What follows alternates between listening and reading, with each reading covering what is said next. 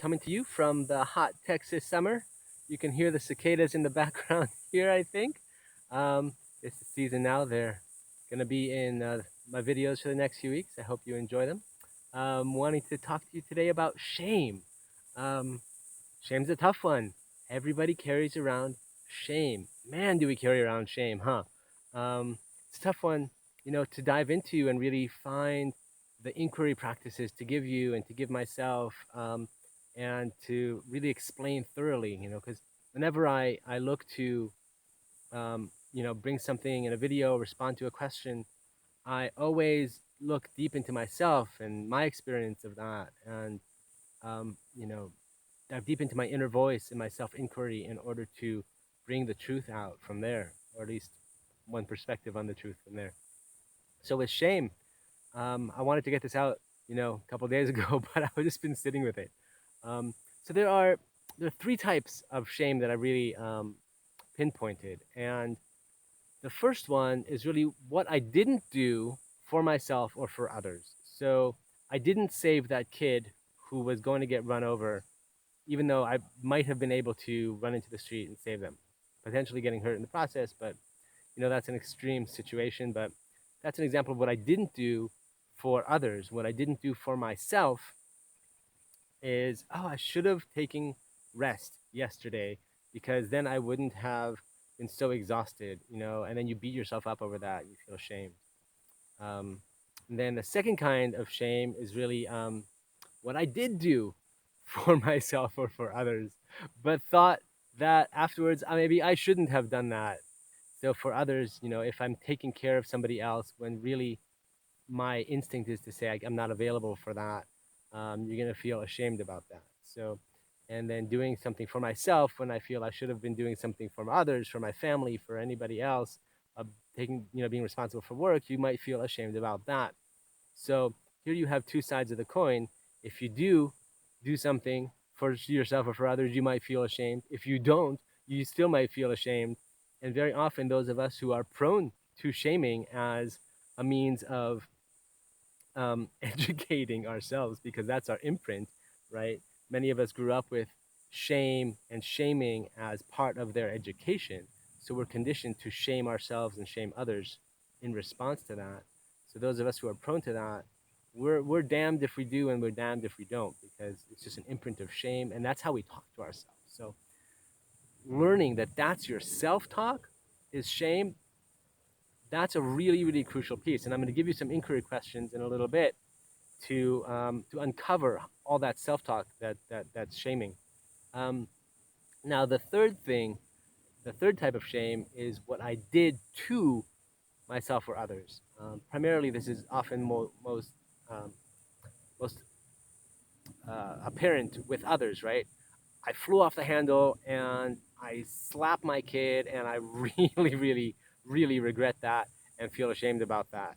You know, that's the kind of thing you do to others that you feel ashamed of. And of course, you can do that to yourself too. You can be beating yourself up about something, and then of course you feel ashamed that you beat yourself up around something. So again, that double whammy, you get it from either end if you're prone to it.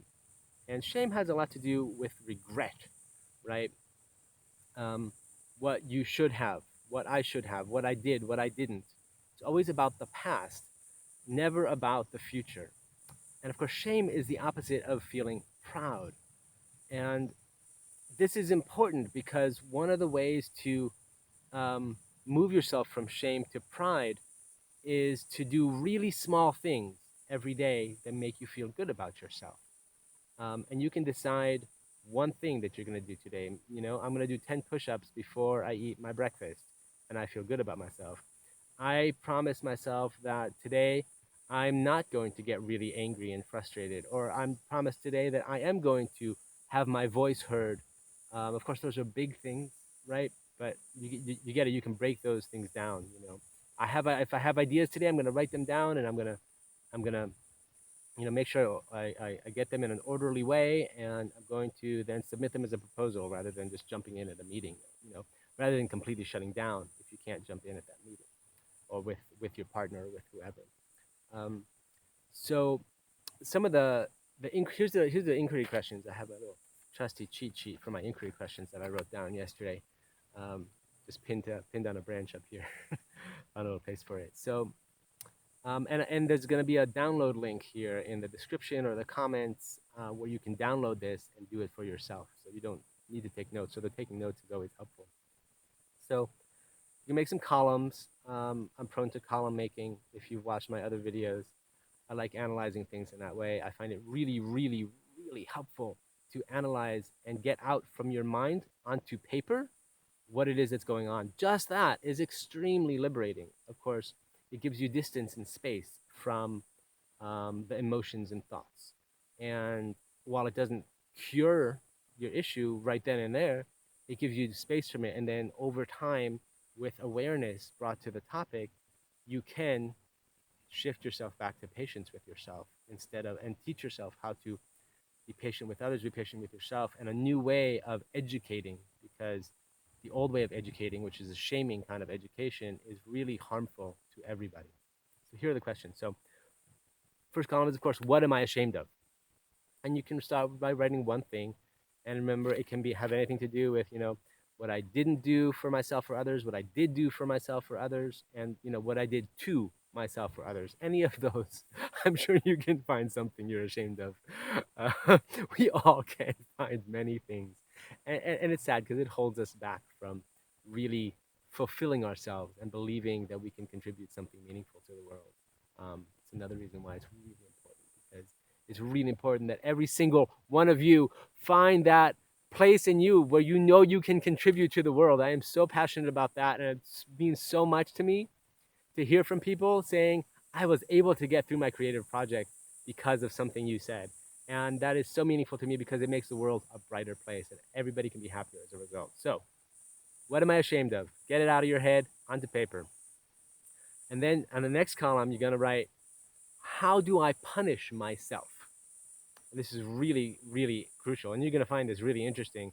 Okay, how do I punish myself when I'm ashamed of myself? Well, shoot.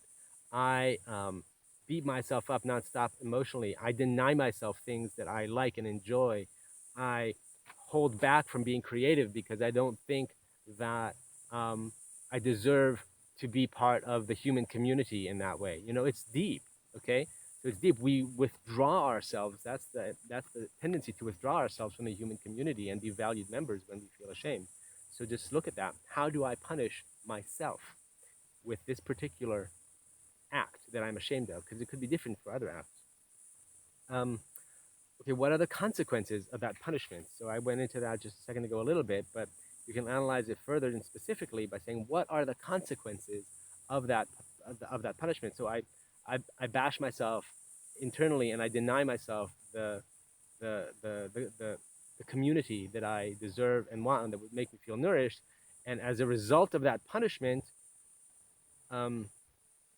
I am not able to fully express my gifts to the world, and I resent my husband and children for it, and it comes out with anger and passive aggression onto them. That's an example of what the consequence might be. So you're taking it a step further and seeing, oh, how do I then turn this around on other people and destroy my life even further because of this shame? So, and then of course the fourth column is going to be, what is a better way to deal with this situation that I'm ashamed of?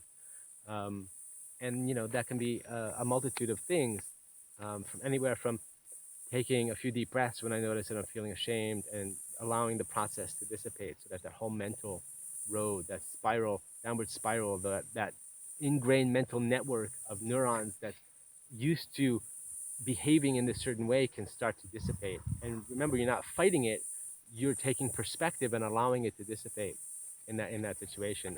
What's a better way to deal with this situation? Well, instead of being resentful, I can look for things I'm grateful for. And practice gratitude. And remember, practicing gratitude is not artificial. It's a way of creating new patterns in our brain. Everything that we do is creating patterns in our brain that then creates a better personality for us, one that allows us to give our true gifts to the world and follow our inner voice and our calling. So that's the inquiry about shame. Really, really hope that this supports you on your path. Always love to hear from people. Send me an email, write a comment, let us know how we can support you on your path with whatever you're struggling with. All the questions that we get are inspirations for our videos. We keep everybody's name out of it, and that way the whole community can benefit from that particular question. Um, Thank you and much love. Take care.